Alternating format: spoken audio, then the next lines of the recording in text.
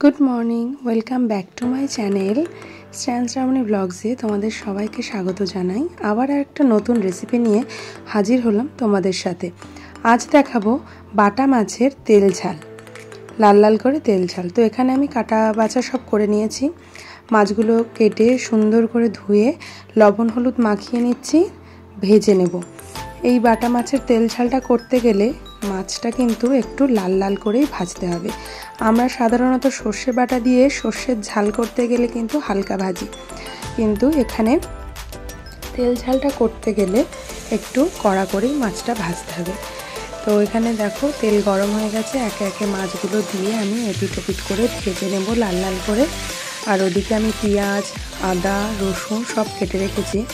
অবশ্য পেঁয়াজ আমি এখানে বেটেই দেব, আমি কিন্তু কিছু গোটা দেব না। পেঁয়াজ, আদা, রসুন সবটাই আমি বেটে দেব। খুব অল্প সময়, খুব তাড়াতাড়ি। যে বাটা মাছ পছন্দ করে না সেও কিন্তু খাবে। আমি নিজেই বাটা মাছ পছন্দ করি না, কিন্তু এই তেল ঝালটা করলে আমি বাটা মাছটা ছাড়তে পারি না। তো এরকম মাছগুলো ভাজা করে নিচ্ছি। আর এখানে আমি দেখো একটা মশলা পেস্ট বানিয়ে নেব। এর মধ্যে দিলাম কুচনো আদা, পেঁয়াজ, আর দেব রসুন আর টমেটো। আমি কিন্তু এখানে কোনো মশলা তেমনভাবে ব্যবহার করব না। তোমরা চাইলে একটু জিরে গুঁড়ো বা জিরে বেটে দিয়ে দিতে পারো এর সঙ্গে। আমি শুধু এই আদা, রসুন, পেঁয়াজ আর টমেটো বাটা দিয়ে তেল ঝালটা করব। তেলের মধ্যে আমি শুকনো লঙ্কা ফোড়ন দিয়ে দিলাম, ওই মাছ ভাজার তেলটা। মশলাটা আমি এতে ভেজে ভেজে নেব। তো মশলাটা দিতে গিয়ে আমার গায়ে একটু তেল ছিটকে ছিল বলে বাকি ভিডিওটা আমি দেখাতে পারিনি। মশলাটা মানে আদা, রসুন, পেঁয়াজ, টমেটোটা আমি ভালো করে কষিয়ে নিয়ে, আমার যতদূর ধারণা মনে হয় এতে আমি একটু জিরে গুঁড়ো দিয়েছিলাম। তো জিরে গুঁড়ো দিয়ে আর তোমাদের শুকনো লঙ্কা, হলুদ গুঁড়ো দিয়ে ভালো করে কষিয়ে তেল ছাড়লে আমি জল ঢেলে দিয়েছিলাম। তো সেটা আমি দেখাতে পারিনি, কারণ আমার হাতে একটু তেল ছিটকে ছিল। এক হাত দিয়ে ফোন, এক হাত দিয়ে ক্যামেরা করি। তো দেখো ঝোলটা ফুটে উঠেছে। আমি এবার ভেজে রাখা মাছগুলো একে একে ঝোলের মধ্যে দিয়ে দেবো। আমি পাশে আর একটা রান্না করছিলাম কুচি মাছের ঝাল, সেই ভিডিওটা অলরেডি আমার ফেসবুকে দেওয়া আছে।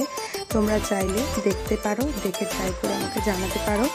আর ইচ্ছা না হলে দেখতে হবে না জোর করে। তবুও আমার মনে হয় তোমাদের সাথে কিছু কিছু জিনিস শেয়ার করি, তাই আমি আমার খুশির জন্য করি।